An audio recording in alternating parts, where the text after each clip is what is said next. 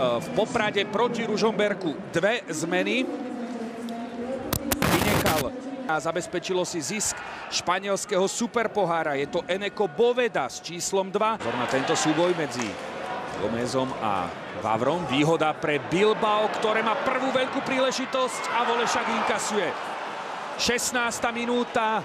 Bilbao otvára skóre vďaka Sabinovi Merinovi. Takto je kruté pre Emeška. Šošoni dovolili súperovi prvú. Lopta išla za chrbát brániaceho Bojana Letiča. Volešák sa jej dotkol, ale nezabránil úvodnému gólu vo svojej sieti. Pochválme za túto finálnu prihrávku Ibaja Gomeza. Žilina Bilbao, teda po štvrťhodine hry 0-1. Tu hral aj Slován, alebo Trenčín, alebo hoci... Pozor na túto obrovskú chybu Viktora Pečovského a je to 2-0 pre Athletic Bilbao. Zbytočná chyba najskúšenejšieho žilinského kapitána strelcom Atletika Bilbao na pôde Emeška Žilina. Ale vidíte, aké je to tam prehustené. Domáci to musia skúsiť po čiare. Láslo Beneš, tomu sebavedomie nechýba. William sklepol pre Káčera, ale títo dva žilinskí hráči sa zrazili. Gól! Jakub Paur, 1-2, 66. minúta. Už to vyzeralo na stratenú šancu. Jakub Paur znižuje na 1-2. Ešte raz, ako sa William zrazil s Káčerom, ale Paur nekompromisne prepálil brankára Herrerína a ešte to môže byť v záverečných 25 minútach. Veľmi zaujímavý zápas. Do stretnutia určite pomôže, ja som rád. Lič. A William môže ísť do offside William. William to urobil fantasticky.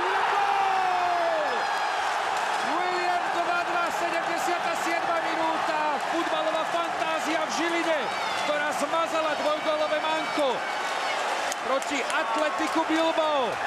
Striedanie sa Adrianovi Gulovi vyplatilo fakt vo futbalovom prevedení v podaní Williama, ktorý sa ešte pozrel, či naozaj nebol v offside a potom už len rozburácal fanúšikov pod Dubňom. Takže 2-2 Emeška Žilina, Athletic Bilbao v peknom, dramatickom zápase 2-2. A bude to gól!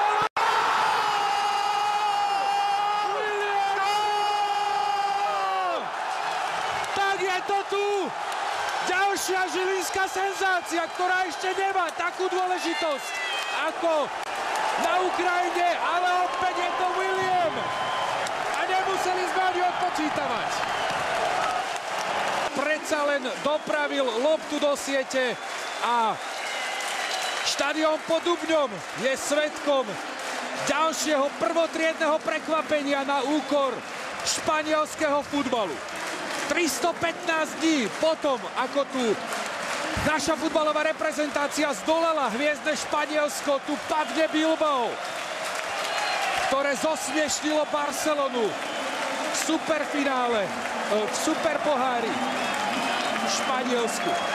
Záverečný hviezd rumunského rozhodcu a je to spečatené. Žilina má na to, aby postúpila do skupinovej časti Európskej ligy, pretože otočila nádherný duel s Atletikom Bilbao z 0-2 vďaka heroickému výkonu po zmene strán na 3-2. Góly zo 66., 77. a 94. minúty vojdu do histórie žilinského futbalu. Žilina zaznamenáva 6. víťazstvo v tejto sezóne Európskej ligy, ale určite toto je najzvučnejšie.